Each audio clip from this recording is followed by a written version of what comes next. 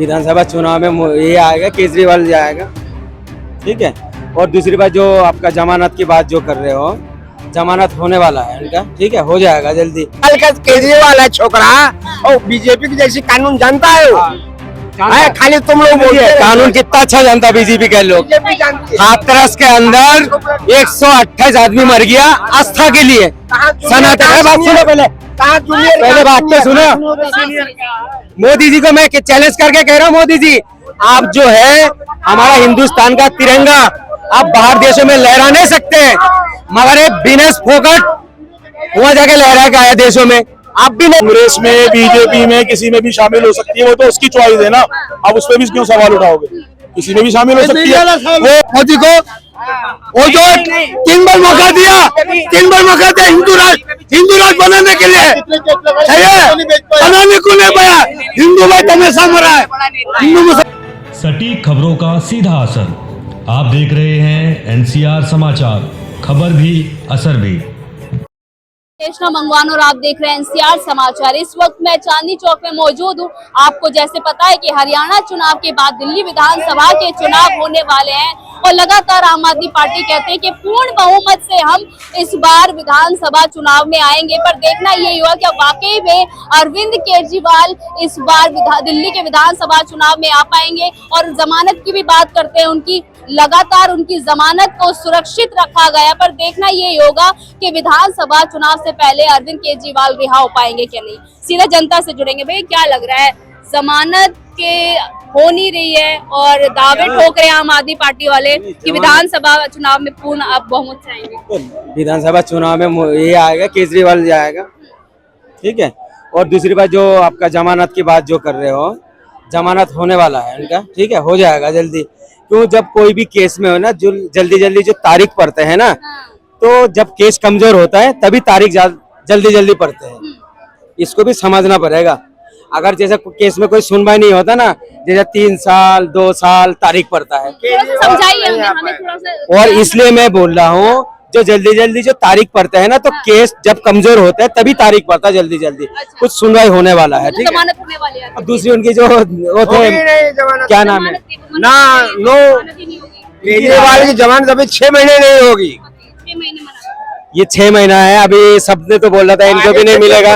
मानी सऊदिया जो है उनको भी जमानत नहीं मिले, उनको भी नहीं मिलेगा। ये भी तो दावा कर रहे थे ना लोग, और उनको कैसा मिल गया। अब इसमें भी पता क्या बोलेगा, जो न्यायपालिका लोग रिश्वत खाया तब छोड़ दिया, ये बोलेगा इसमें भी। मगर ये जो है बीजेपी के खिलाफ कोई भी कानून पास करेगा ना, तो वो भी भ्रष्टाचार हो जाता भाई। बड़े कानून वो जानता है क्या केजरीवाल? कल का केजरीवाल है छोकरा और बीजेपी की जैसी कानून जानता है वो। खाली तुम लोग बोलते हैं कानून कितना अच्छा जानता बीजेपी के लोग। हाथरस के अंदर 128 आदमी मर गया आस्था के लिए। सनातन बात सुनो, पहले बात तो सुनो। हाथरस के अंदर 128 आदमी मर गया आस्था के लिए, ठीक है। उनको क्या मिला है? 1.5 लाख रुपए। और दूसरी बात, केरला के अंदर जहरीला शराब पी के मर गया, उसको मिला 10 लाख रुपए।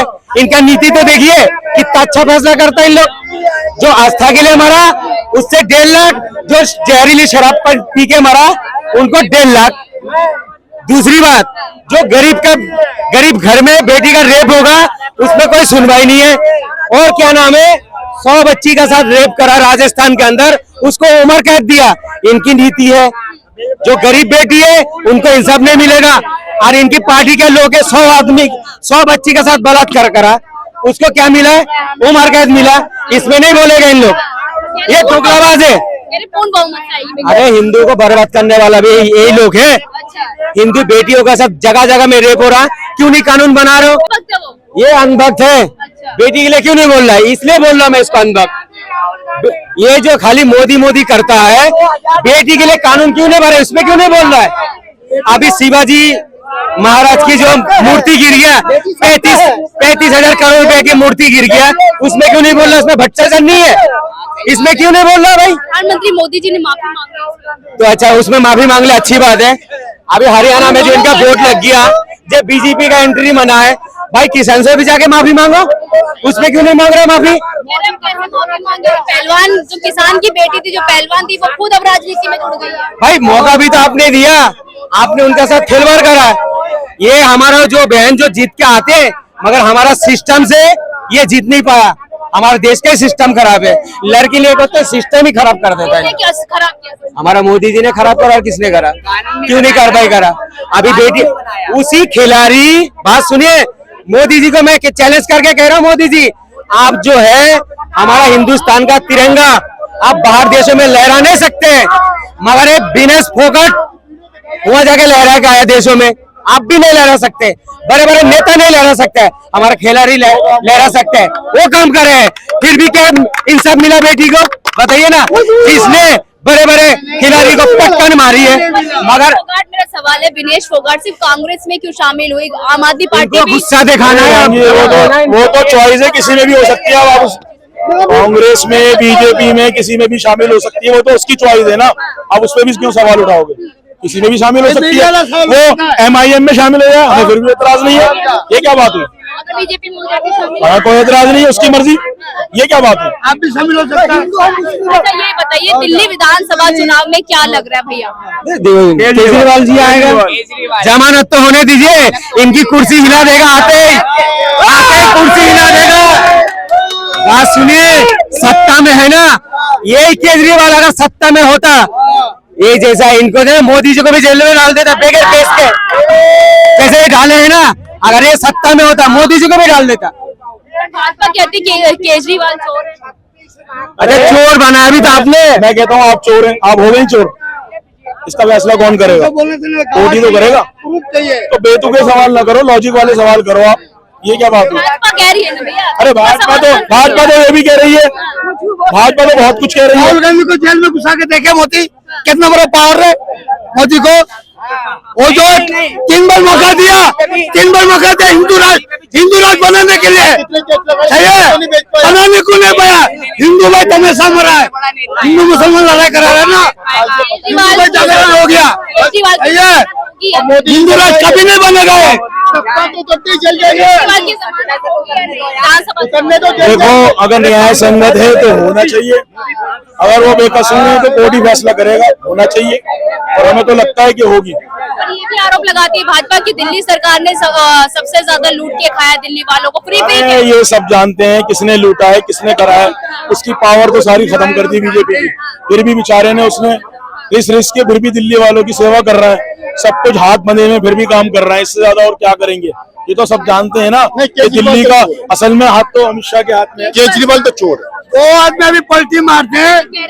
अरे वो कहने को इनका भी अधिकार है कहने का, हम इनका भी चोर है। ऐसा ही है। एक ही गरीबों की बातें करने वाला, एक ही रिक्शा चलाने वाले 25,000 का चालान करेगा, वो गरीबों की बातें करेगा। कार वालों पे है। अब ये इसको कहते हैं बेवकूफी, अज्ञानता और मूर्खता। दिल्ली की लॉ एंड ऑर्डर और ट्रैफिक किसके हाथ में है? केंद्र सरकार के, और ये केजरीवाल को सरकार, ये बगैर पढ़े लिखे लोग यही करते हैं। किसने कहा है? आज से नहीं, कम से कम इस बेचारे को नहीं पता। 5 साल पहले से हाथ में 5 साल पहले 100 रुपए का चालान था। किसके हाथ में है? खड़े तो हो आप, एक मिनट। 5 साल पहले 100 रुपए का चालान था एक ही रिक्शे का। सुनेगा चालान वालान जो है ना, वो केजरीवाल के हाथ में नहीं है, मोदी के हाथ में। केजरीवाल के हाथ में, केजरीवाल के हाथ में ट्रैफिक पुलिस। बातचीत करने के लिए यहाँ पर दिल्ली विधानसभा की बात करने आए थे कि इस बार दिल्ली विधानसभा चुनाव में क्या केजरीवाल की जमानत हो पाएगी, क्योंकि लगातार उनकी सुनवाई को सुरक्षित रखा जा रहा है, फैसले को सुरक्षित रखा जा रहा है। पर देखना यही होगा कि दिल्ली विधानसभा चुनाव में अब की बार कौन सी पार्टी बाजी मारेगी। मैं आपके साथ रितेश मंगवान और आप देख रहे हैं NCR समाचार।